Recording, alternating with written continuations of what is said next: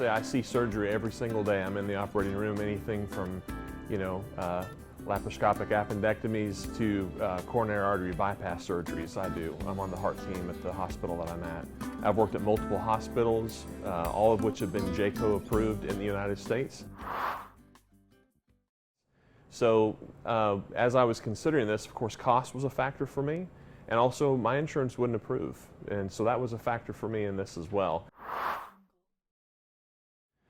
And seemed like a very reputable, if people did their research right, place to come and have bariatric surgery. I came across your name and from the Obesity Control Center. Of course, we all look for the reviews and the things like that, and I really couldn't find a whole lot of negative reviews, if any. And then the more I researched more and more on different clinics, and then I found that you were also JCI approved, which is the international version of the JCO. And that meant a lot to me because in working in a hospital, I know all the hoops that hospitals and the people who work there have to go through to have that approval. It's a very stringent process to be a JCO approved hospital. So that meant a lot to me to know that you were JCO approved. And I think from that time on, I was pretty set on having my surgery done here. It's basically to make sure from an anesthesia perspective that everything is ultimately clean and sterile for each patient as they come into a facility. Because you have an operating room where one patient is receiving care, they clean that though, and a next patient comes in. So it's very important that there are specific steps that are taken in between each of those patients coming into and out of an OR, that we try to eliminate all the vectors of infection that could possibly go from one patient to another or from something in the hospital to that patient, vice versa. How clean everything was, that every time that I was given a medication or when the IV was started, it was done excellently and very cleanly. Anytime a medication was given, someone was always gloved. There was a clean alcohol swab, a fresh one from a packet that wiped every time into the port before the medication was given.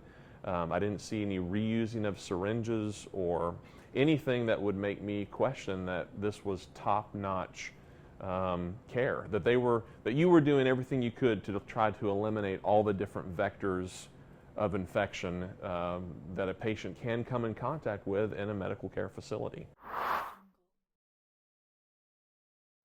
So we all may have those type of rules that we know we should follow in different hospitals.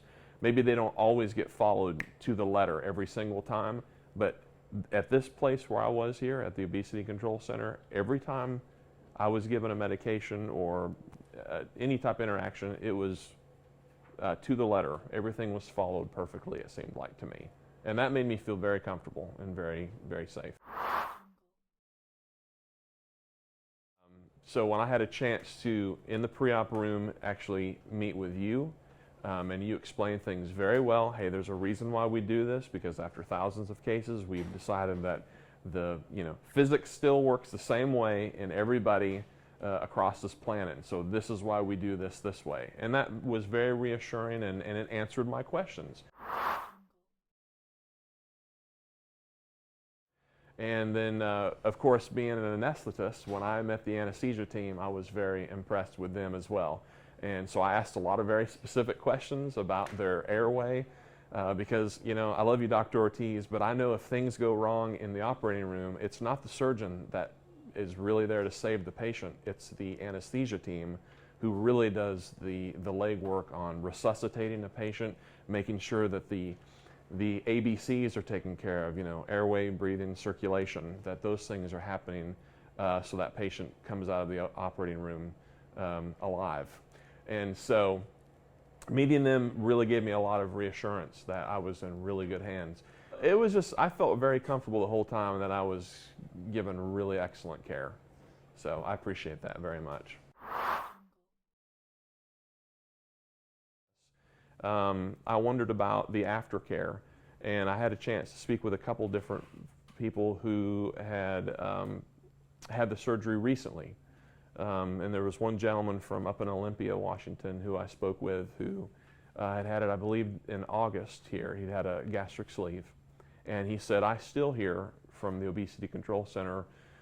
They contacted me at least 2 to 3 times a week, and either by email or something to check in and see how I'm doing. I report back with different, numbers or comments or anything like that to see how I'm doing. And so that meant a lot to me, to know that you guys follow up with your patients, because that's a huge part, I think, of a lot of people's concerns, and it was mine as well. Am I just going to go down there and have this surgery and then it's, see you later? If you need help, you're just going to have to go find it, back in the States or wherever you live. And so that gave me a lot of reassurance that you guys have an excellent follow-up, care program as well. And that's why I have no problem as a medical professional coming on here and talking with you about this, and letting people who may be out there wondering if they should do this, or if they have questions about is this place really safe? Are they really doing what they say they are doing and following all the guidelines, and that they really care about their patients, and not just while they're here, but they want to see them have long-term success.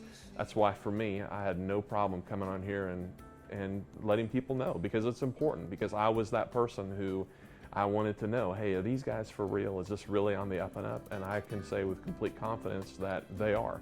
And I saw it firsthand, so I appreciate it.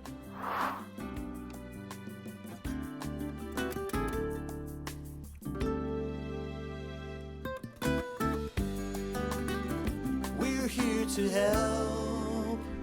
We are OCC.